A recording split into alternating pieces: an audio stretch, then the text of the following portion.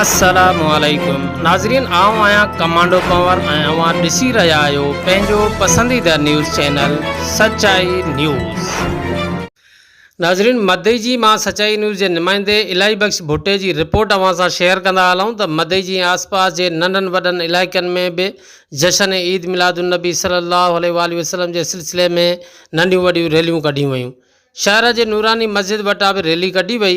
Security जा सख़्त इंतज़ाम हुआ। हर तरफ़ मरहबा या मुस्तफ़ा सल्लल्लाहु अलैहि वसल्लम जे नारनि जी गूंज हुई। मशहूर नातख़्वाननि नातूं भी पढ़ियूं।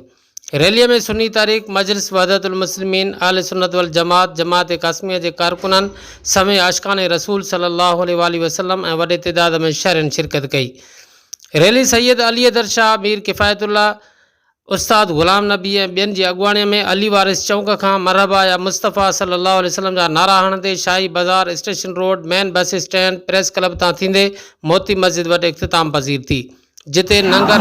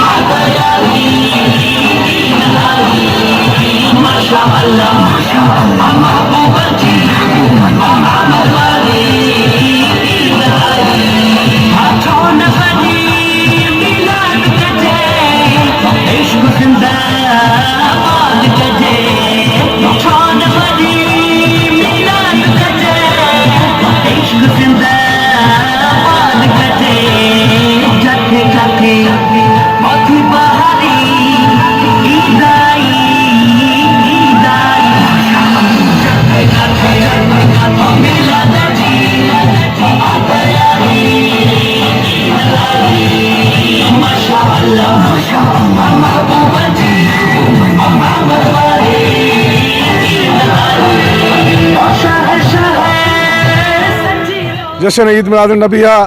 अॼु असां लाइ भलारो ॾींहुं आहे, तमामु वॾो ॾींहुं आहे। असांजो अॼु सभिनी ईदनि खां वधीक ख़ुशी वारो ॾींहुं आहे। अॼोको ईद जो ॾींहुं आहे। महबूब मुस्तफ़ा मोहम्मद सल्लल्लाहु अलैहि वसल्लम जो आमद जो ॾियारो आहे।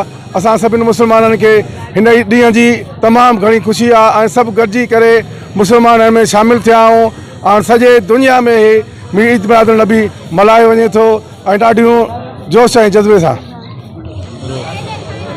मौला जे जश्न जो ॾींहुं आहे, ईद जो ॾींहुं आहे। असां मुस्लमाननि जे लाइ वॾो ख़ुशीअ जो ॾींहुं आहे ऐं असां तमामु ख़ुशि आहियूं। मुतहद आहियूं ऐं सिक्योरिटी खे पूरी सिक्योरिटी ॾिनी वई आहे। अलाह ख़ैरु कंदो त ख़ैरु इंतज़ाम जेका मुकमल कया विया आहिनि सिक्योरिटी जा। फर्ज़ आहे उम्मत ते क़यामत तक इहे जश्न मिलाद आबाद हूंदा।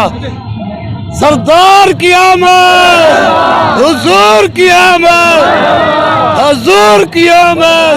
ईद मिलाद नबी जी रैली हीअ 20 जुलूस आहे नबी करीम जे जश्न ईद मिलाद नबी जो, जंहिंमें आशिक़ रसूल नबी करीम अलैहि वसल्लम जा आशिक़ शरीक थींदा आहिनि, पंहिंजा कमकारियूं छॾे ऐं महबूब जे मुहबत जो इज़हार ॾेखारींदा आहिनि।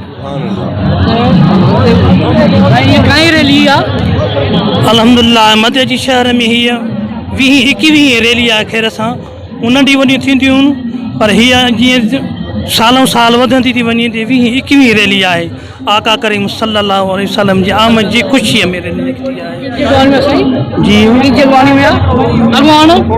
अॻुवान सभु हिक ॿिए खां वधीक मोहबत में हर कोई अॻुवान आहे। मोहबत में कोई अॻुवान न आहे, अॻुवान कोई बि न आहे। मोहबत में सभु हिकु ई आहियूं। हिन में रिया न आहे, कॾहिं अॻुवाणी न आहे, कॾहिं मोहबत में सभु हिकु जहिड़ा आहियूं।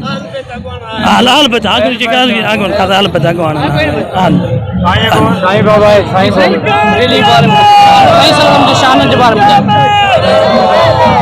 सरकार तो आलम जे शान जे मुताबिक़ ॻाल्हाइण त हाणे हिते माहौल ई कोन्हे। उहो को स्टेज हूंदो आहे, को हूंदो आहे त ॻाल्हाइबो आहे। सरकार जी जेका आमद आहे उहा असांजे लाइ बाहिस रहमत आहे। असां सभु मुस्लमान इन अक़ीदे ते आहियूं त असांखे उन जे ज़ात खां सवाइ छुटकारो ई कोन्हे। उनजी पैरवी करणी आहे, उनजी पोइलगी करणी आहे। उन्हनि ते दुरूद और सलात जो असां ते फ़र्ज़ु आहे त उन्हनि ते दुरूद और सलात पढ़ूं।